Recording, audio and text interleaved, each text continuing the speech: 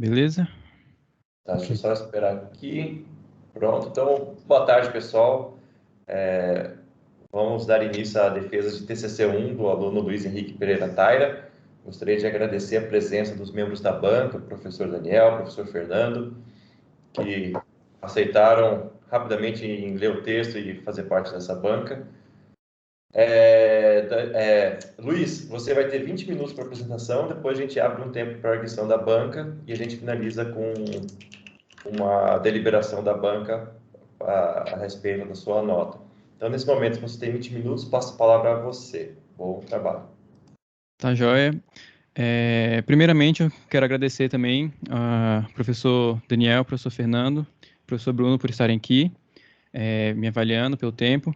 Meu nome é Luiz Henrique, eu estou aqui para fazer a minha apresentação de TCC1, que é uma implementação paralela em GPU do algoritmo AuxSat, e o meu orientador, o professor Bruno Ribas.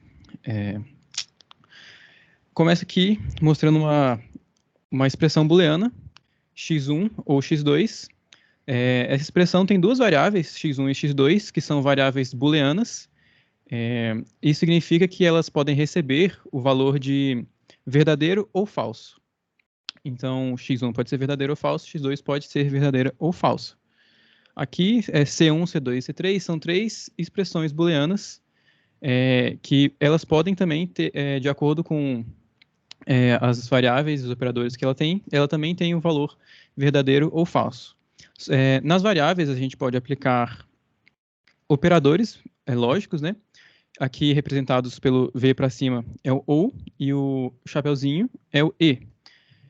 Ou seja, aqui é C1, na expressão C1, x1 ou x2, a expressão C1 vai ter valor verdadeiro se pelo menos x1 ou x2, uma das duas for verdadeira, e falsa somente quando as duas forem falsas. C2 vai ter valor verdadeiro quando x3 e x4 forem verdadeiras, e falsa quando pelo menos uma for falsa. O último operador é o operador não, que nega o valor de uma variável. Aqui, a expressão C3 vai ser verdadeira quando x5 for verdadeiro e x6 for falso. Através das expressões booleanas, nós definimos funções booleanas, que elas têm essa forma aqui, são funções que recebem variáveis booleanas e por isso também tem valores booleanos, né? Que elas recebem variáveis que podem ser verdadeiras ou falsas e elas mesmas têm valor verdadeiro ou falso também. F para nós aqui recebe as variáveis de x1 até x6.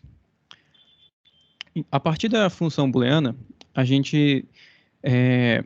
nós temos um conceito de cláusula, que para nós, nesse trabalho aqui, uma cláusula vai ser um conjunto de somente 3 variáveis, sempre 3, não menos, não mais, para esse trabalho, que são juntas por operadores ou. Então, uma cláusula vai ser verdadeira quando pelo menos uma de suas variáveis for verdadeira. E uma função vai ser um conjunto de cláusulas juntas pelo operador e. Então, novamente, uma cláusula será verdadeira quando pelo menos uma de suas variáveis for verdadeira, e uma função vai ter o valor verdadeiro quando todas as suas cláusulas tiverem o valor verdadeiro. Aqui nós temos o conceito de satisfatibilidade. O problema de satisfatibilidade é conseguir determinar se é possível que a função f ou uma função possa ter um valor verdadeiro para qualquer valor de suas variáveis. Por exemplo, essa cláusula C4 nunca vai ser verdadeira, porque para que ela seja verdadeira, é necessário que x1 seja verdadeiro e a negação de x1 também seja verdadeiro. Ou seja, C4 nunca vai ser verdadeira, então C4 não é satisfazível. O problema da satisfatibilidade é conseguir olhar para uma função como f e conseguir determinar se ela é satisfazível ou se ela nunca vai ser satisfazível. A partir da satisfatibilidade, nós temos o conceito de SatSolver, que é um programa de computador que recebe uma função booleana e é capaz de identificar se uma função é satisfazível ou não é satisfazível. Existem vários algoritmos que podem ser usados em SatSolvers para conseguir determinar isso, né? os algoritmos que se usam em SAT-solver são divididos em dois grupos, os completos e os incompletos. Os algoritmos completos recebem uma função booleana e eles sempre conseguem encontrar uma solução, sempre conseguem dizer se a função é satisfazível ou não. E os algoritmos incompletos, eles podem falhar em conseguir dar essa solução, podendo ficar parados em um loop que pode nunca acabar, ou então, dependendo da implementação, chegar até o máximo de tentativas, que na programação estipula-se o máximo de tentativas que o algoritmo pode tentar para se dizer que ele falhou. A vantagem de se usar algoritmos incompletos em relação aos completos é porque os incompletos tendem, nos casos que eles são bem-sucedidos, tendem a ser muito mais rápidos do que os completos. Os algoritmos incompletos geralmente são baseados em busca local estocástica, que significa que o algoritmo vai olhar para algum membro da função booleana, que pode ser uma cláusula ou uma variável, e vai ficar se movimentando entre outros membros, usando a informação que está contida nos outros membros. Um desses algoritmos muito importante é o GSAT, que está aqui representado. O princípio do GSAT é que ele começa inicializando todas as variáveis com algum valor aleatório, e ele vai sempre olhar para cada variável e identificar o que acontece com a função quando ele troca o valor dessa variável, quando ele faz um flip na variável. Quando ele olha, por exemplo, para x1, ele vai querer identificar quantas cláusulas que nesse momento estão negativas que vão se tornar positivas. E ele sempre vira a variável da função que vai tornar o maior número de variáveis, de cláusulas, desculpa, positivas. Esse conceito a gente chama de a função makes. A função makes, então explicando de novo, a makes de uma função, de uma variável, o makes de x1 é quantas cláusulas que estão falsas vão se tornar verdadeiras se eu trocar o valor de x1. Um outro algoritmo muito importante, que ele é baseado em busca local estocástica e baseado no GSAT, é o AUXSAT. O AUXSAT, ele usa a função breaks, que é o contrário da função makes, que significa quantas cláusulas que estão verdadeiras vão se tornar falsas se eu trocar alguma variável. Então, o GSAT, aqui mais profundamente, sendo baseado no GSAT, né? Ele pega o conceito do GSAT de trocar as variáveis, mas ele aplica também alguns conceitos fundamentais que são fundamentais para que o AUXSAT seja prático para aplicar em funções com muitas variáveis, com mais de algumas centenas de variáveis, que era a limitação do GSAT. Primeiramente, como o GSAT, o AUXSAT vai inicializar todas as variáveis com valor aleatório. Ele verifica se, a cada loop, verifica se a atribuição das variáveis satisfaz a função. E a primeira coisa que ele faz, depois de verificar, ele encontra alguma cláusula, escolhida aleatoriamente também, e identifica se dentro dessa cláusula existe alguma variável com a função breaks igual a zero. Ou seja, se tem alguma variável que, se trocada, não vai resultar em que nenhuma cláusula se torne negativa, ele imediatamente faz essa troca e passa para o próximo loop, escolhendo outra cláusula. Isso é o que se chama na literatura de freebie move, e é importante porque ele sempre vai tornar alguma cláusula verdadeira, porque se eu pegar uma cláusula falsa, isso significa que ela vai ter sempre todas as variáveis negativas, e se eu trocar alguma variável, essa cláusula vai ficar positiva. E isso é um movimento que requer muito pouco processamento.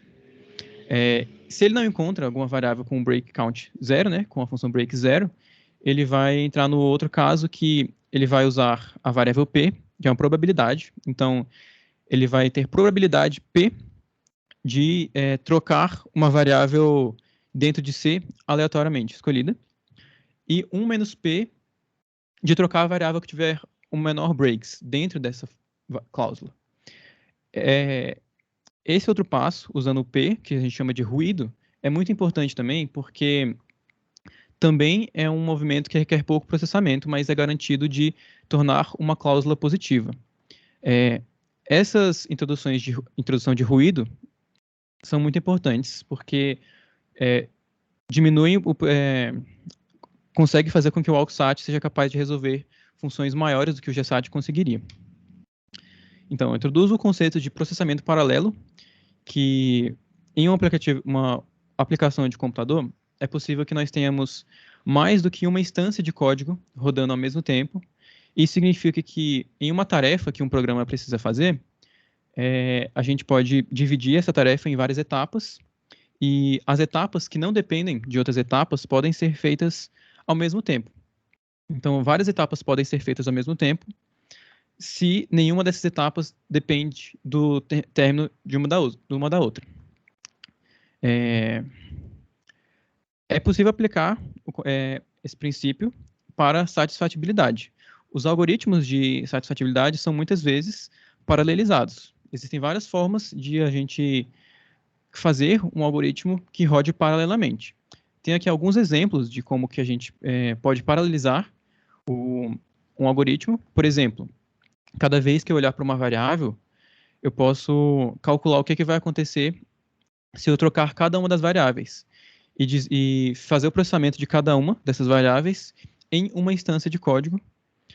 Eu posso também, quando eu estiver considerando, trocar uma variável, separar cada uma das cláusulas em uma instância de código, e cada instância vai calcular o efeito em uma cláusula com essa nova variável. Outra opção também pode ser, cada vez que eu olho para uma variável, eu separo em duas instâncias. Uma instância calcula o makes e outra calcula o breaks da variável. Isso aqui são só alguns exemplos, depende muito da aplicação, depende do objetivo do site solver também. A maioria dos programas de computadores são escritos para terem um processamento feito na CPU do processador, do Central Processing Unit do computador.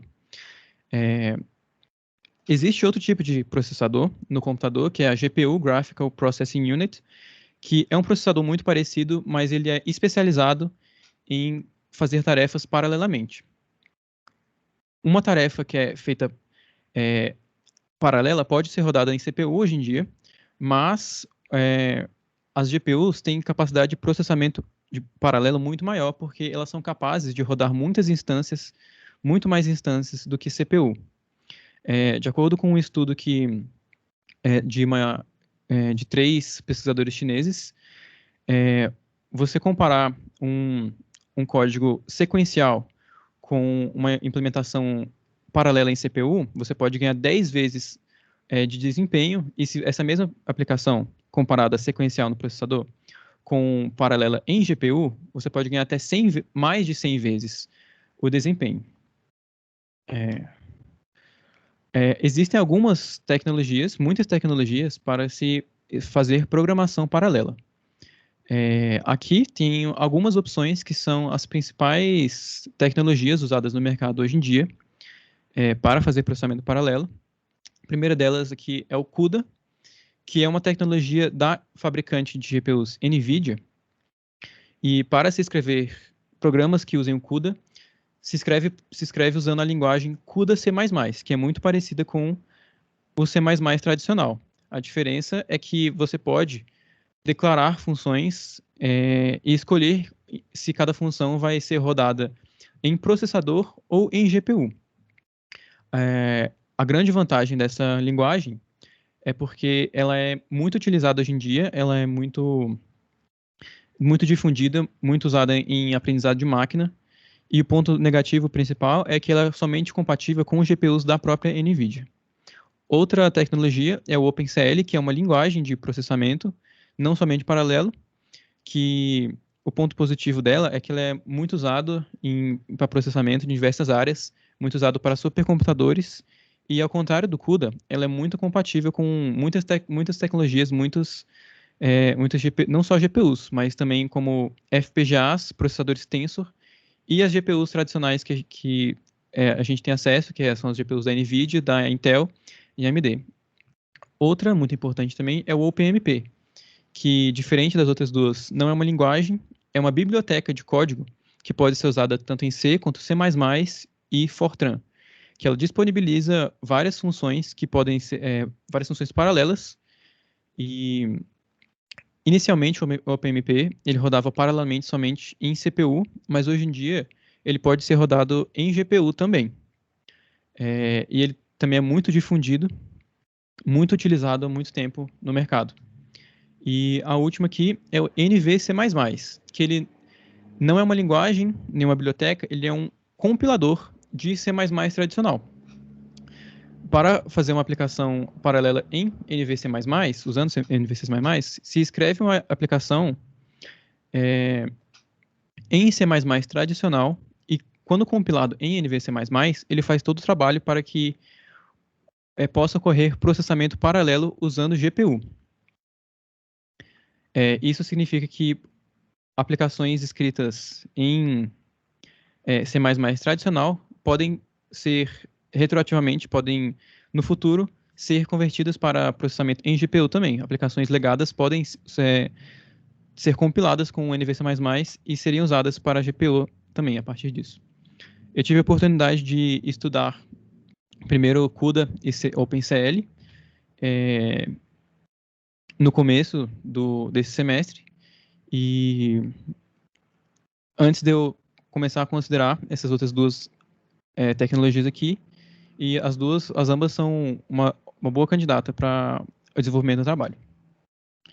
Existem alguns desafios para utilizar processamento paralelo em satisfatibilidade, porque embora o processamento paralelo ele tenha o potencial de largamente aumentar a velocidade de algum algoritmo, nem todos os casos, nem todas as funções são favoráveis à paralelização. Uma função, por exemplo, com poucas cláusulas ou poucas variáveis pode não escalar. Por mais que eu rode em duas instâncias, por exemplo, o tempo pode continuar o mesmo, porque existem variáveis que afetam o benefício da paralelização. É possível também que, em casos menos favoráveis, o processamento adicional necessário para paralelizar uma aplicação diminua o desempenho do programa final. Então, chegamos na minha proposta de trabalho de TCC1, que é a construção de um SAT solver paralelo que utilize processamento em GPU, baseado na arquitetura do algoritmo WalkSat.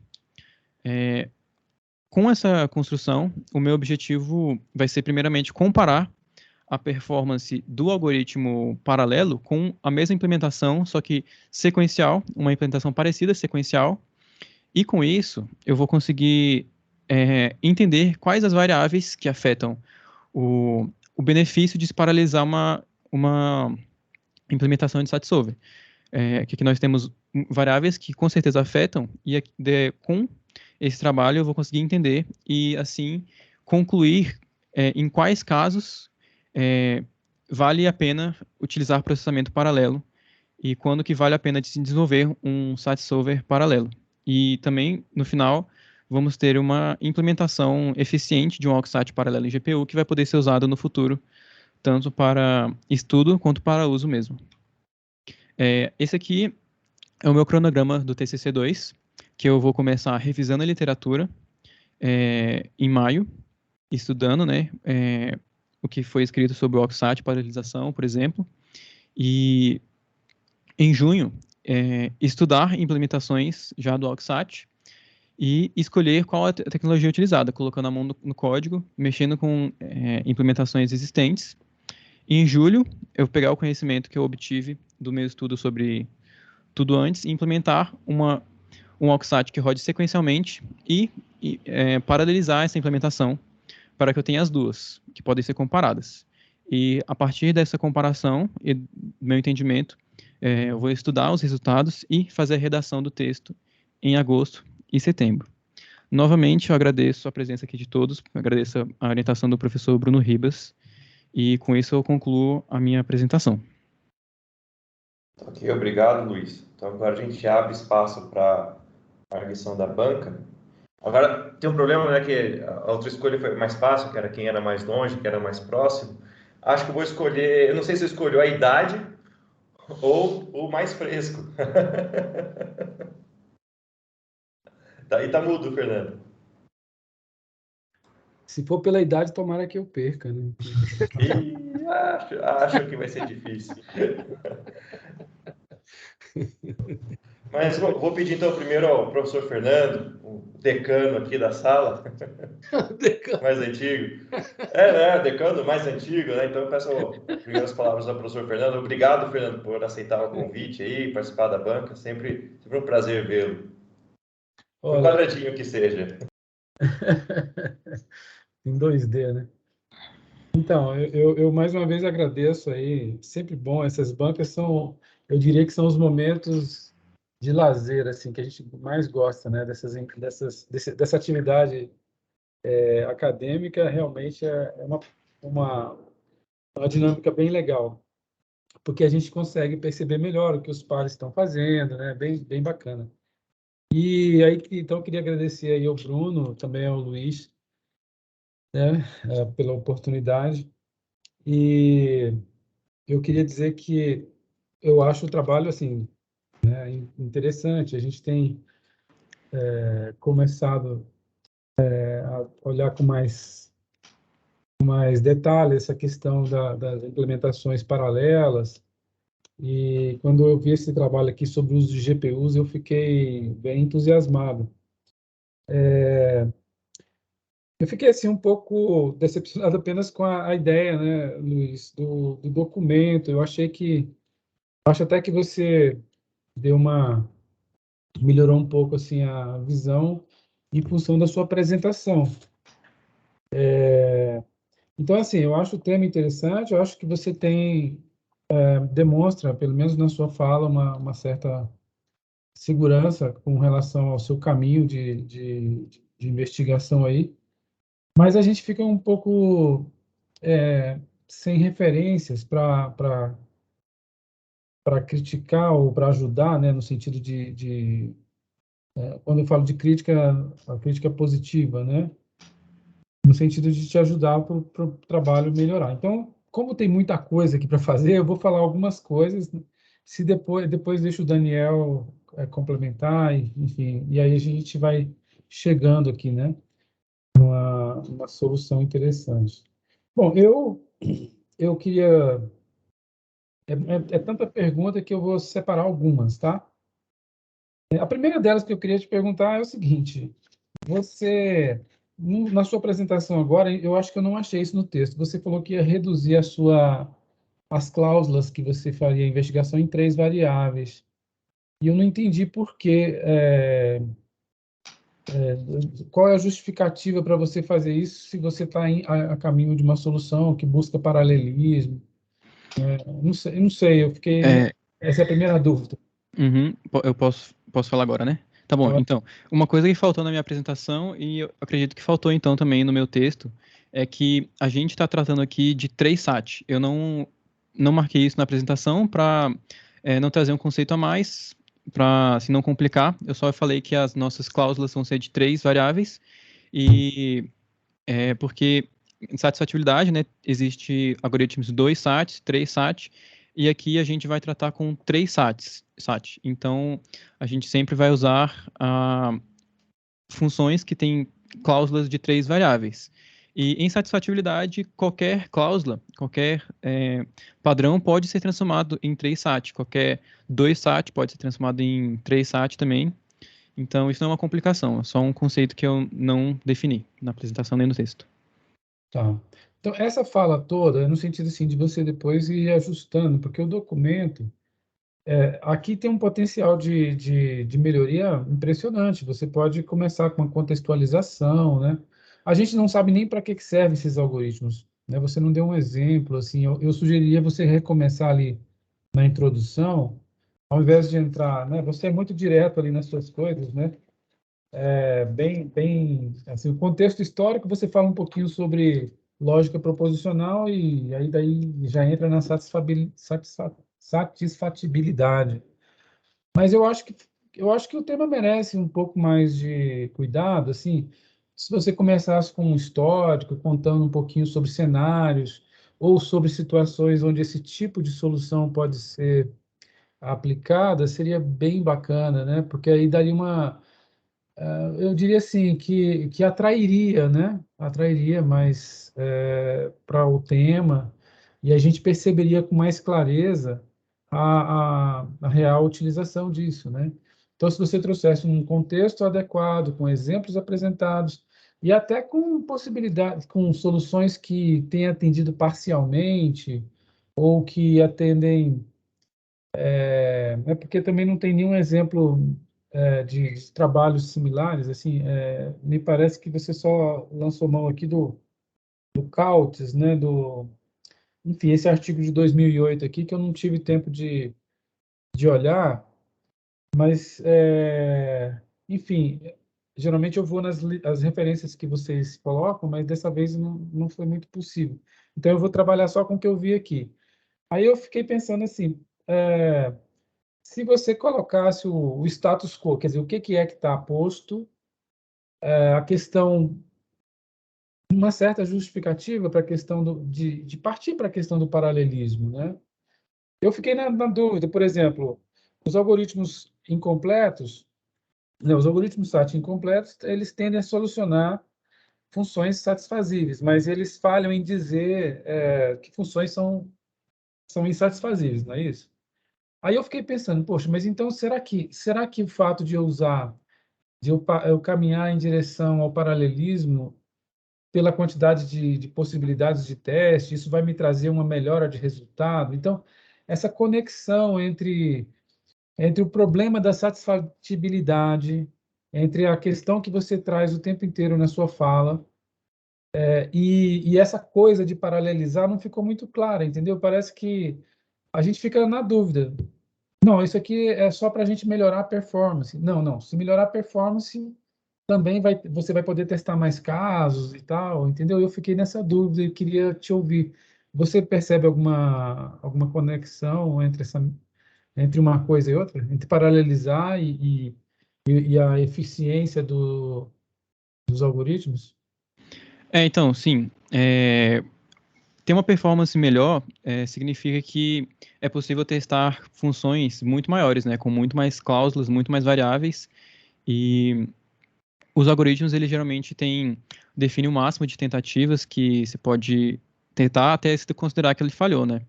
Até porque pode ser que um algoritmo fique lá infinitamente. Se a gente tiver um algoritmo mais eficiente, mais rápido, e com uma implementação mais rápida, que roda em GPU, é possível que em um tempo hábil, prático, a gente possa testar cláusulas, funções com muito mais cláusulas.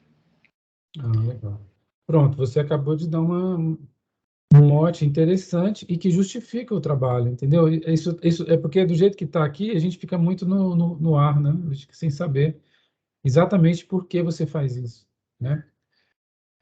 Mas agora você comentou, porque eu estava vendo lá que o Alcsat, como é que é o nome dele? O O Alcsat. Alcsat, né? A história dos ruídos parece que é uma coisa legal, né? Assim, o fato de você ter essa dinâmica dos ruídos abre uma perspectiva de você poder ampliar o processo de paralelização, não é isso? E aí é por isso que você está testando esse. É isso mesmo ou não? A questão do ruído, da letorização, é no algoritmo mesmo, sem considerar a paralelização. Que antes do Alcsat veio o GSAT, né? Que, então, o Alcsat pegou esse conceito do GSAT, mas introduziu essa questão do ruído, e isso fez com que ele conseguisse testar funções com muito mais variáveis, não necessariamente com paralelização. Porque parece que a gente introduzir aleatoriedade no algoritmo, parece que ele vai fazer coisas sem nexo, mas na verdade isso foi fundamental. Entendi. Porque dele poder ir de cláusula a cláusula sem ter muito processamento antes, ele pode fazer vários movimentos com muito menos processamentos do que o GSAT. E isso que faz ele conseguir processar funções com muito menos variáveis. Tá. Ok. E também o GWSAT apareceu no meio do caminho, né? Eu estava feliz com o GSAT e o AUXSAT, né?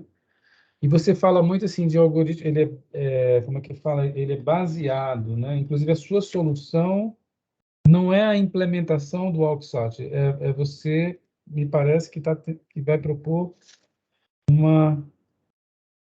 tomando como base o AUXSAT, a arquitetura do AUXSAT, vai propor uma solução. Só que o AUXSAT ele é baseado na arquitetura do GWSAT, que é baseado na arquitetura do GSAT. Essa história também seria legal se você contasse, porque você fala assim, tem várias soluções e tal, existem vários algoritmos NP incompletos, né, e tal. E aí a gente vê esses três aí, eu falei, mas são só esses três mesmo? Tem alguma outra variante, alguma outra ramificação? Por que você é só esse kitzinho mesmo? Talvez assim você pudesse falar e também pensar na inclusão disso no documento, né, para outra versão. O que você... Uhum. Eu entendi. Eu queria trazer também o GWSAT na apresentação, só que quando eu estava montando a apresentação que eu ia falar, eu não encontrei muitas referências sobre o GWSAT. Eu coloquei no meu texto porque eu tinha encontrado uma referência falando do GWSAT, mas depois quando eu fui pesquisar de novo, eu não encontrei muitas coisas e eu resolvi não falar, porque eu não ia ter muita propriedade para falar dele. Mas aí vale a pena também pesquisar, citar mais algoritmos incompletos, citar que outro método de algoritmo completo tem, além de busca local estocástica, né? E comparar, tipo, citar quais métodos usam os algoritmos completos também. Isso vai ser muito bom mesmo. Tá. Então, assim, falando, já que a gente comentou sobre objetivo, né? Eu vi dois objetivos aqui na sua dissertação, né? Nesse documento. O item 1.6 é objetivo, mas também lá no item 4.3 também é objetivos, né? Aqui tem objetivos, que é assim, o objetivo do trabalho é desenvolver um SAT solver. Aí tem assim, com o que utilize o processamento paralelo em GPU. Parece que faltou alguma palavra aqui que eu não sei o que é. E aí você também marca que você vai usar a GPU, né?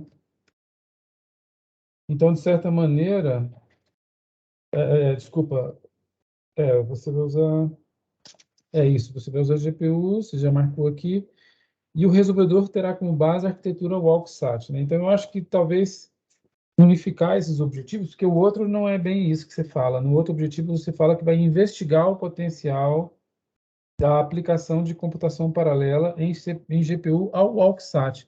E aí eu fiquei, mas espera aí, você já fez essa investigação de potencial? Aí eu queria aproveitar esses dois objetivos aqui, essas duas falas, para perguntar para você o seguinte: o que foi que você fez em TCC1? Onde foi que você investiu suas fichas nesse período agora, desses tempos aí de TCC1? Qual percentual você investiu, por exemplo, na compreensão desses algoritmos? E qual percentual que você usou, por exemplo, nessas plataformas, nesses ambientes que você comentou aqui, desde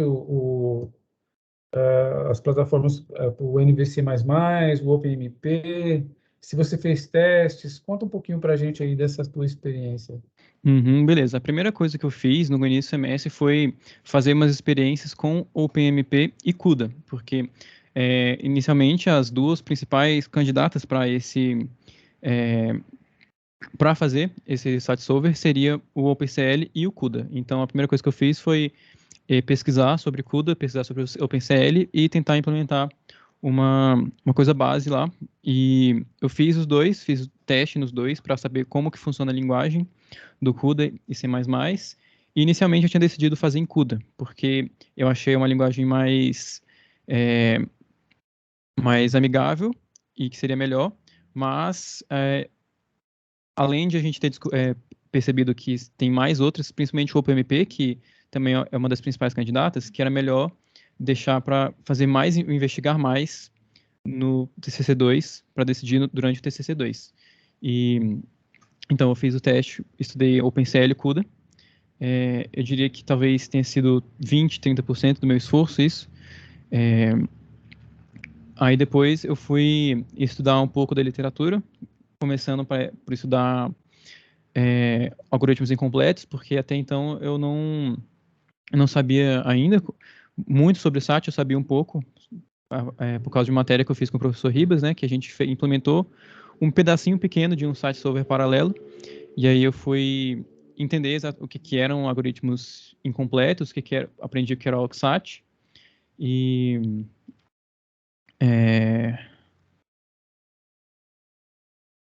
aí eu acho que aí provavelmente foi assim, 50% do esforço, que eu diria, ler e entender, e depois mais acho que são 30% restantes, né? Que foi começar a escrever o texto, e depois que eu comecei a escrever o texto, eu percebi muitas outras coisas que eu tinha que estudar, fui investigando mais literatura. E eu li mais coisas e coloquei, e eu poderia ter lido muito mais coisas, poderia ter colocado mais, principalmente ali no referencial teórico, né? Mas, sim, foi mais ou menos isso, essas 3 partes onde eu concentrei meu esforço. Tá.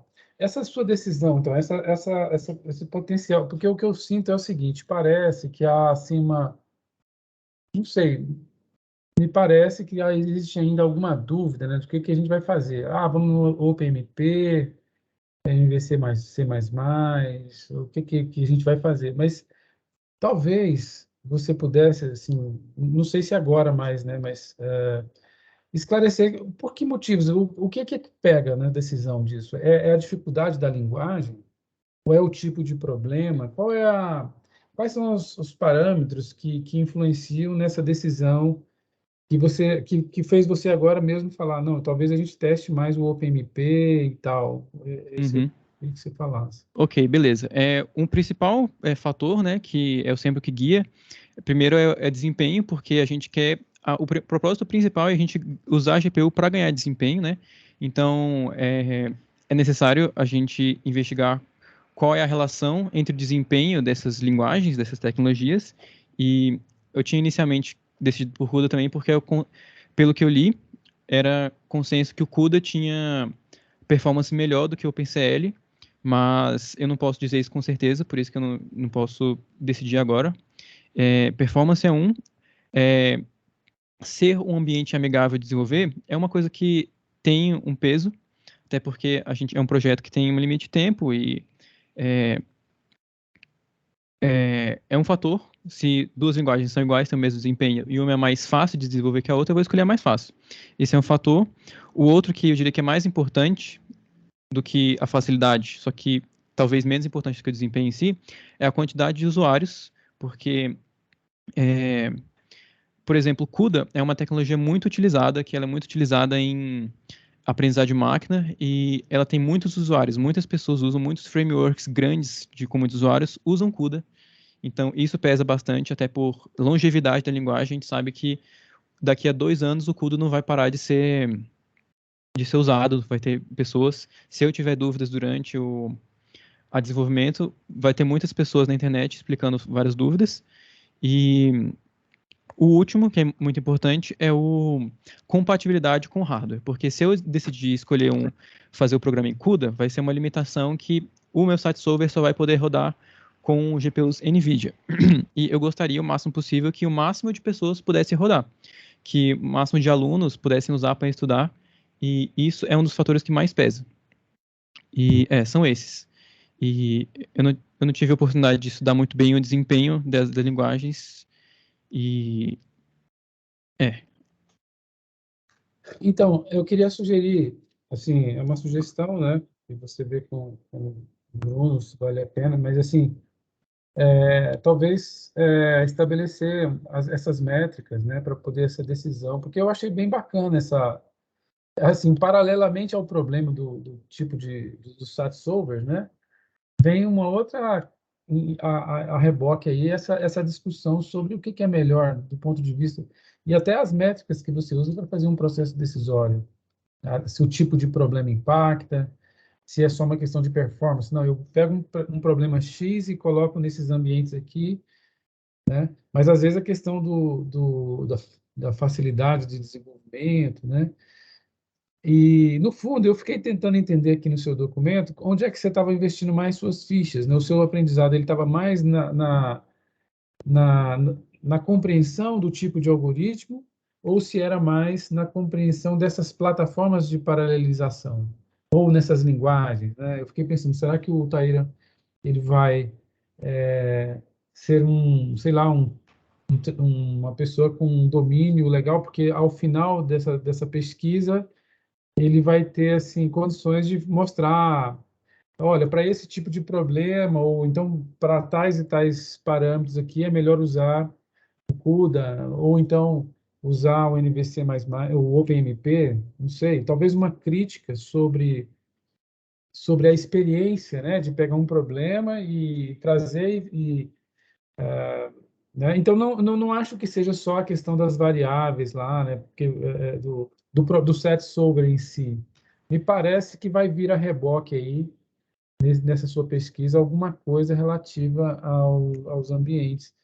Mas eu estou assim, só colocando como uma sugestão, que foi uma percepção que eu tive. Você foi muito econômico aqui na sua escrita, né? Mas eu sugeriria que você trouxesse todo esse teu referencial aqui.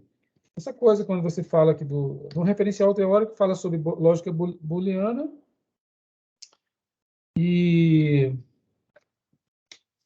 agora saiu da ordem aqui, mas é pouco, né? Assim, e a parte relativa aos ambientes de paralelismo, isso está no capítulo 4.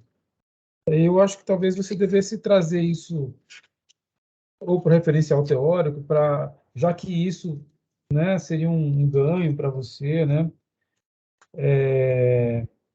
Porque o capítulo 4 é proposta algoritmo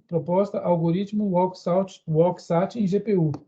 Aí você vê que o título do capítulo não tem nada a ver, por aí você começa a falar da tecnologia. Aí fala de CUDA um parágrafo, OpenCL um parágrafo, OpenMP um parágrafo.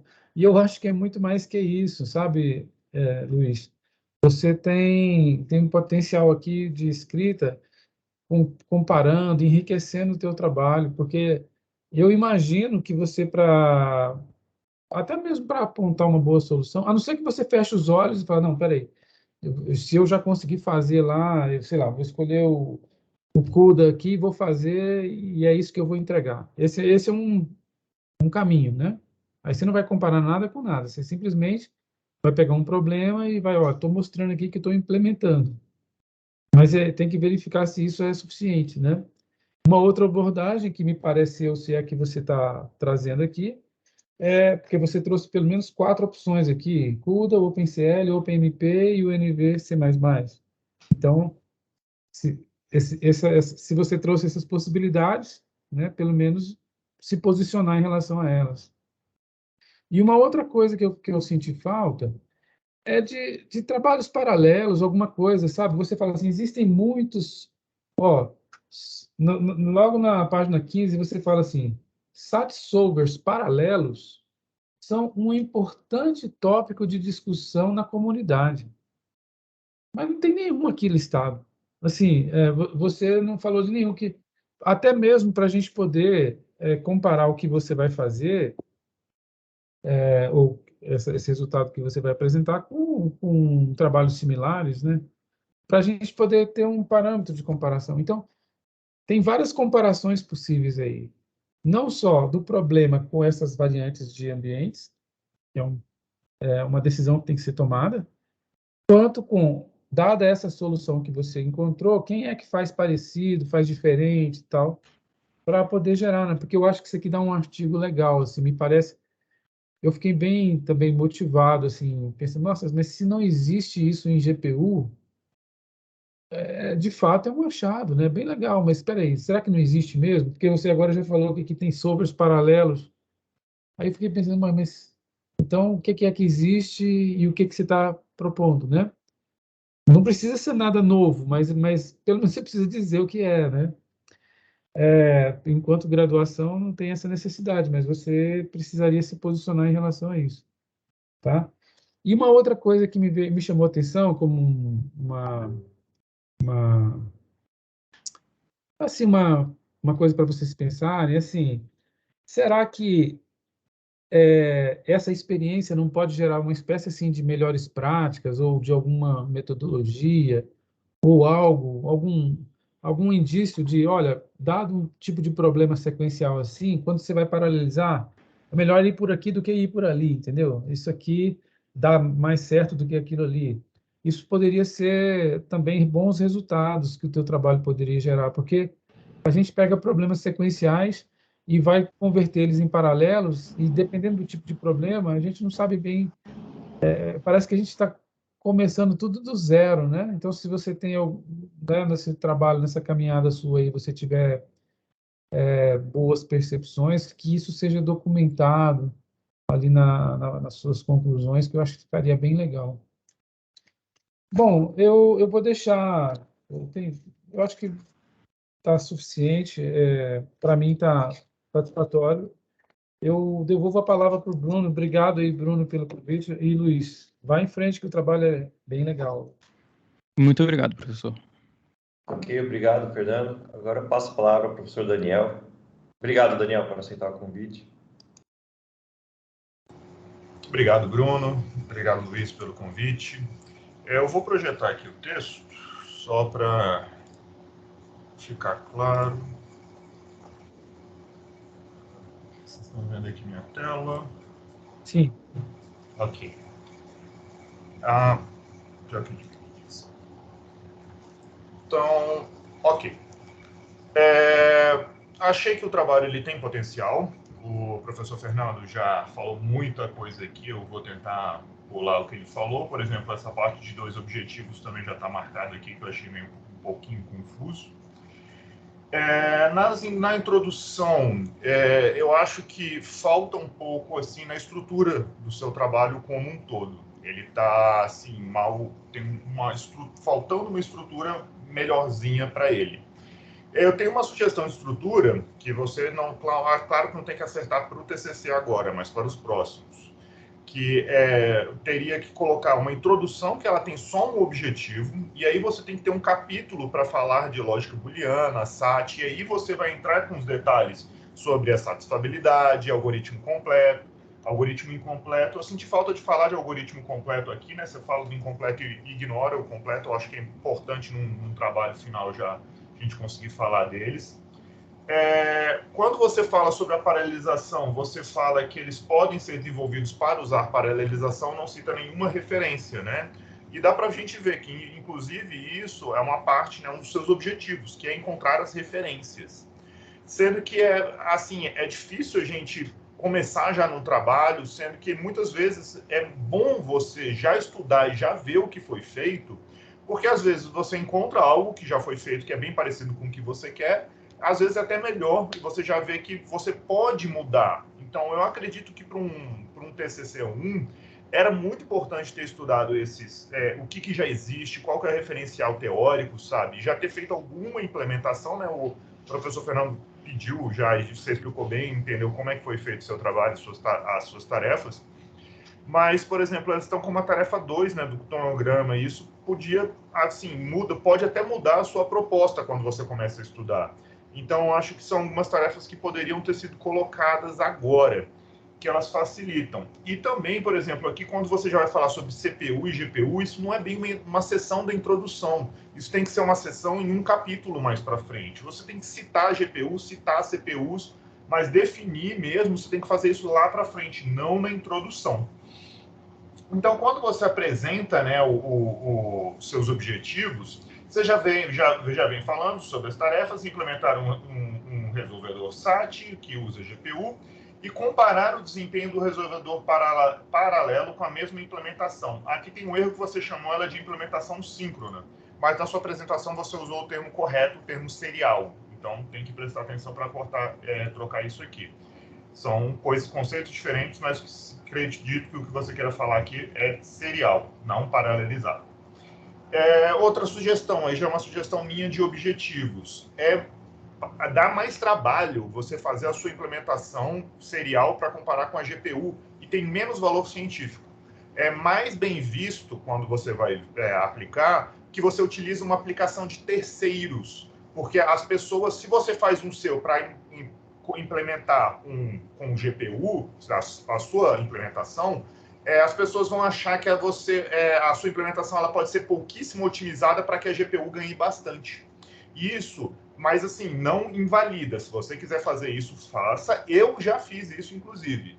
Mas era necessário, não tinha nenhuma aplicação que poderia, tive uma série de uma justificativa para fazer atrás. No seu caso, considera também já pegar uma implementação serial que já exista e tentar comparar com ela, porque isso é mais bem visto pela comunidade e dá menos trabalho para você, num TCC que já está um pouquinho corrido, porque tem bastante coisa para fazer no TCC 2. Na parte de referencial teórico, alguns capítulos aqui, isso aqui é fórmula, tá? Que eu, por enquanto, não vou entrar nesses detalhes. Você tem duas figuras no seu trabalho que, na verdade, são algoritmos, não são figuras. Então, não pode chamar isso aqui de figura. E faltou um pouquinho, né, imagens visuais. A gente espera que o TCC ela tenha algumas referências, algumas equações, e aqui realmente está bem resumido, é bastante texto, muito enxuto, faltando as informações.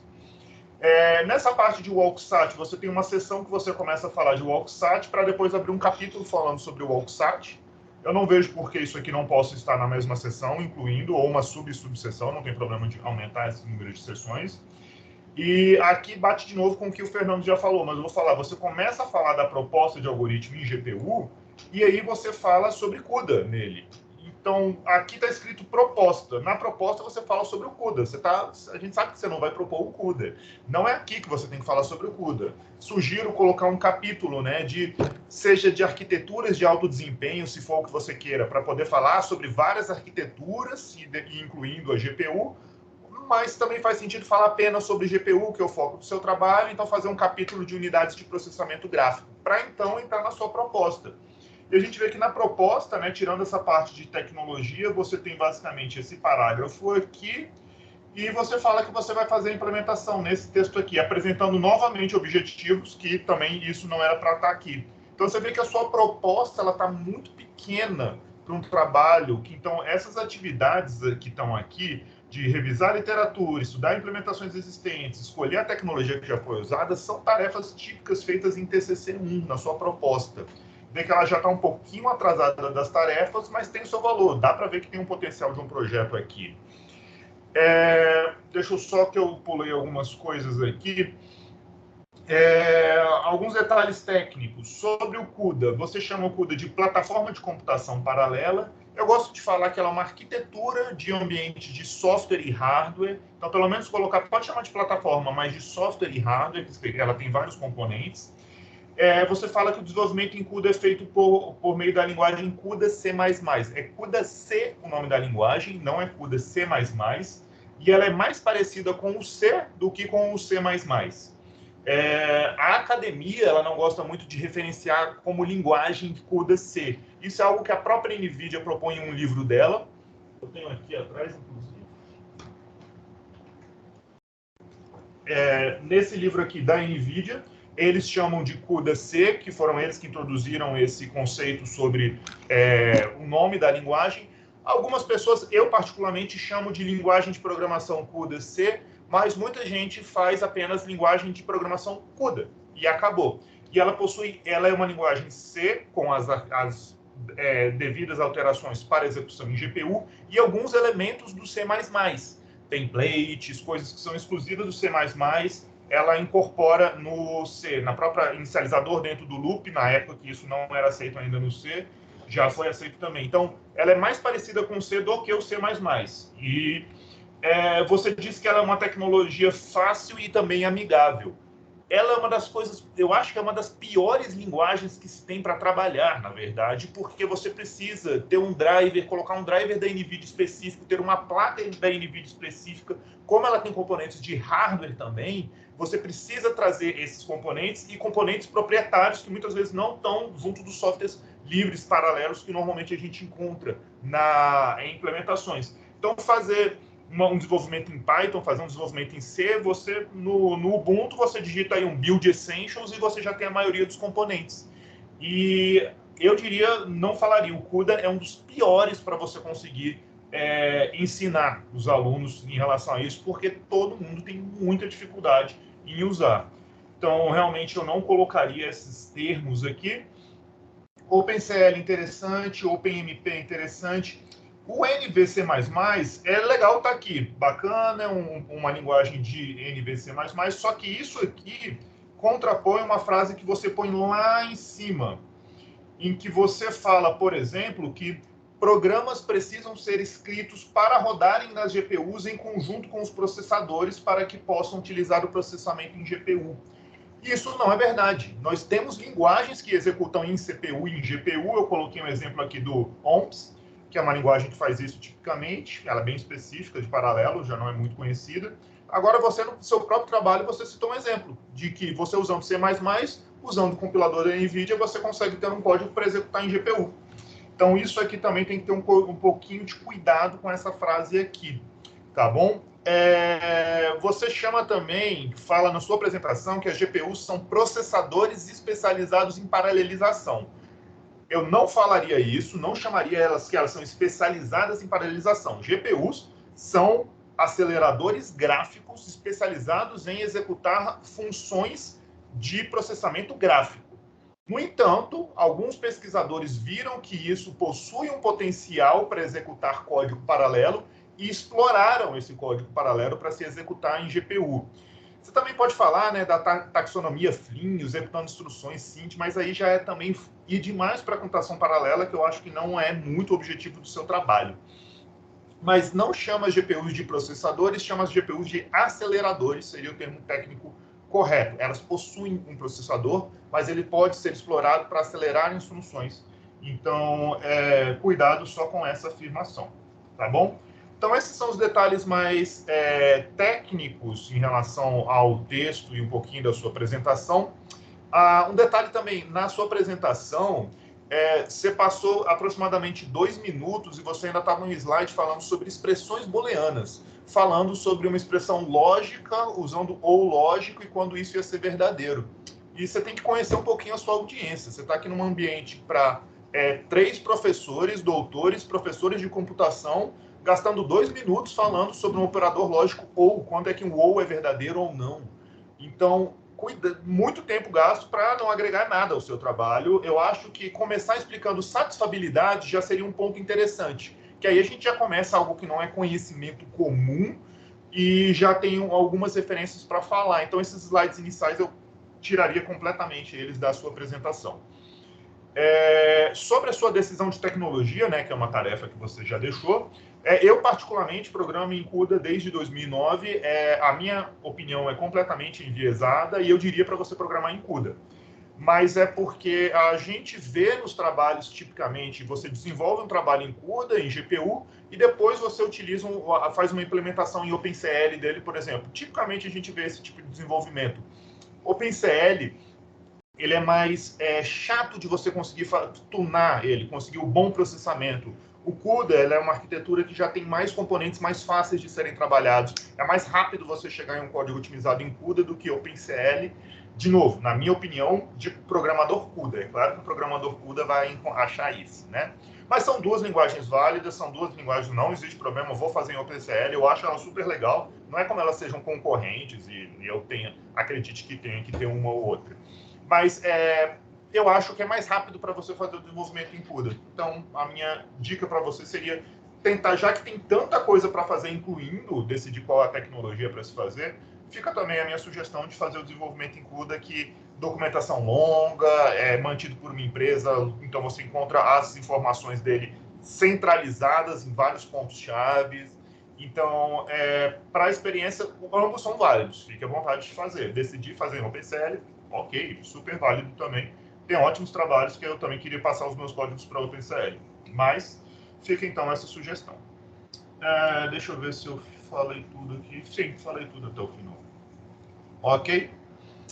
Então fica essa sugestão para o seu trabalho. Mais uma vez, obrigado pelo convite, você, e obrigado, Bruno. Muito obrigado. Obrigado, Daniel. Ótimas considerações. Eu só vou fazer um resumo aqui de algumas considerações que vocês fizeram e vou questionar de volta o Luiz. Luiz, pode até projetar os seus slides, que acho que tem coisa que está lá, mas o professor Fernando, ele perguntou por que vai restringir o AUXAT para 3CNF se o AUX-SAT mesmo não é restrito em 3CNF? Por que você tomou essa decisão? Porque quando a gente começou a proposta, a nossa proposta era uma implementação paralela de um algoritmo 3-SAT, que seria o AUX-SAT. Então, não é necessariamente que o algoritmo... pensando agora, não há necessidade só de restringir para 3-SAT, porque é tranquilo que isso aceitaria 2-SAT também, por exemplo, ou mais. Mas eu defini que aqui a gente estaria falando só com 3 variáveis. Mas também vale... Mas eu quero saber o motivo. Porque eu não tinha considerado que realmente poderíamos fazer que um algoritmo, um programa, ele pudesse aceitar um 3-SAT e um 2-SAT, ou mais SATs, quantos SATs forem. Então, aí é um problema de base. Por que você falou 3-SAT? Por que você não limita 2-SAT? Qual que é o principal motivo?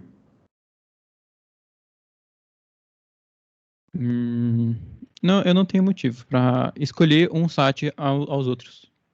Tá, aqui a gente tem algumas coisas que são importantes aqui, que daí a questão de teoria da computação, é que 3-SAT, onde a gente define que cada cláusula tem exatamente 3 literais, não variáveis, mas são literais. Dentro da fórmula a gente tem literais e não as variáveis em si. Mas é que o 3-SAT você tem 3 literais e foi o primeiro problema aprovado NP completo. Então, 3-SAT é NP completo.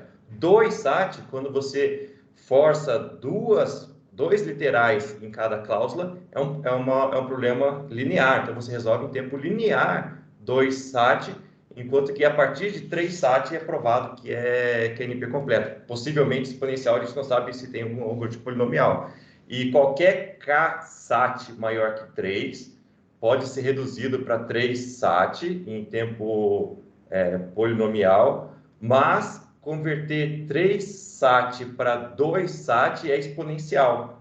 Porque aí que você paga a brincadeira de 2-SAT ser linear e 3-SAT ser exponencial. Então você pensa, se 3-SAT é exponencial, vamos converter para 2-SAT e a gente resolve de maneira linear. Só que a redução para 2CNF, para 2-SAT, ele é exponencial essa conversão. Então, quando a gente fala em 3-SAT, a gente está falando justamente isso, que a gente provou que isso é possivelmente exponencial, NP completo, e a gente quer tratar sem problemas desse jeito. Mas o que os SAT solvers tratam são problemas com cláusulas de tamanho variável. Pode ter uma cláusula com um literal, com 2 literais, com 3, 4, 5, 6, 20, 1000, 1 milhão, aí dependente da característica da fórmula, né? Então, as fórmulas possuem diversas características. Você até consegue reduzir naturalmente alguns tipos de problemas para 3 SATs, 3CNF,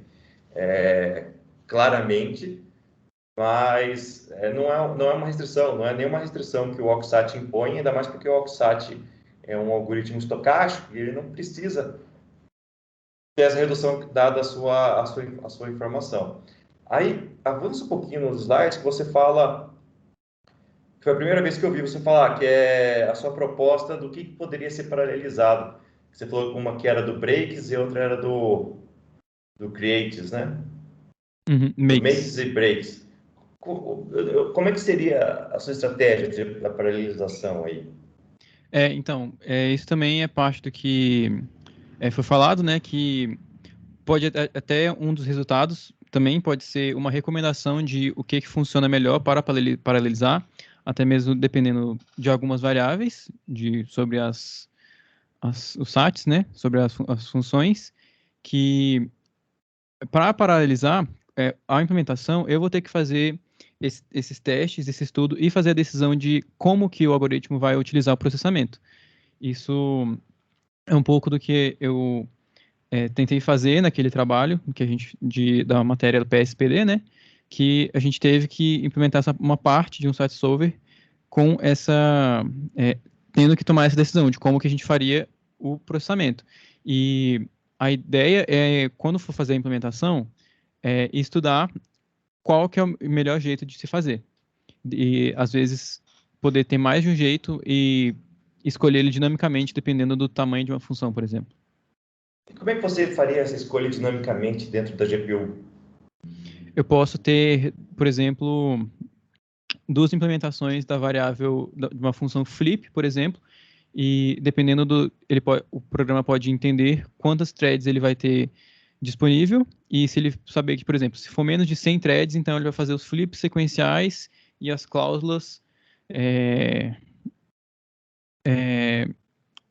paralelo, por exemplo, ou então ao contrário. Tá falando que você vai dividir os processadores da GPU, uma parte para fazer uma função, outra parte para fazer outra. Isso é possível também, eu não quis dizer exatamente isso, mas é possível. Como que isso seria possível se a arquitetura da GPU é single instruction, multiple data? Então, se você tem, não importa se a GPU tem 1 milhão de processadores, os 1 milhão de processadores têm que executar no mesmo momento a mesma instrução, só muda o dado. Então, você não tem como rodar funções diferentes em conjuntos de processadores diferentes. É isso que me preocupa. Como é que faria um negócio desse em GPU? Então, mas o que eu quis dizer exatamente quando eu estava falando aqui era que a implementação sequencial rodaria em CPU.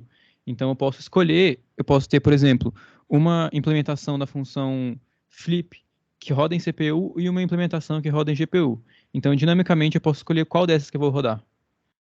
Então, ele vai decidir se ele, por exemplo, é uma função cláusula e uma função flip. Então, dinamicamente, ele pode escolher se ele vai rodar, se a que vai rodar na GPU vai ser a flip ou a cláusula. Isso é uma possibilidade. Não estou falando que vou fazer assim.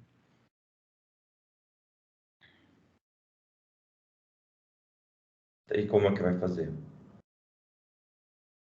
Isso é parte do estudo, parte da investigação da literatura e dos métodos existentes e da etapa de paralelização, que talvez seja simplesmente implementação paralela já, vai ser estudar e descobrir qual parte do algoritmo vai ser paralelizada. Tá. Então, beleza, estou satisfeito. Tem que fazer o papel de advogado do diabo como orientador também. Bem, mas é isso, Luiz. Obrigado. A gente finaliza aqui, então, a parte de arguição da banca. Então, a gente vai partir no momento de deliberação. Aí eu vou pedir licença. Eu vi que tinha mais um... Não, saiu. O Eduardo estava aqui, não está mais. Então, eu vou pedir licença sua. Vou até encerrar aqui a gravação para a gente deliberar. E daí, daqui a pouco, eu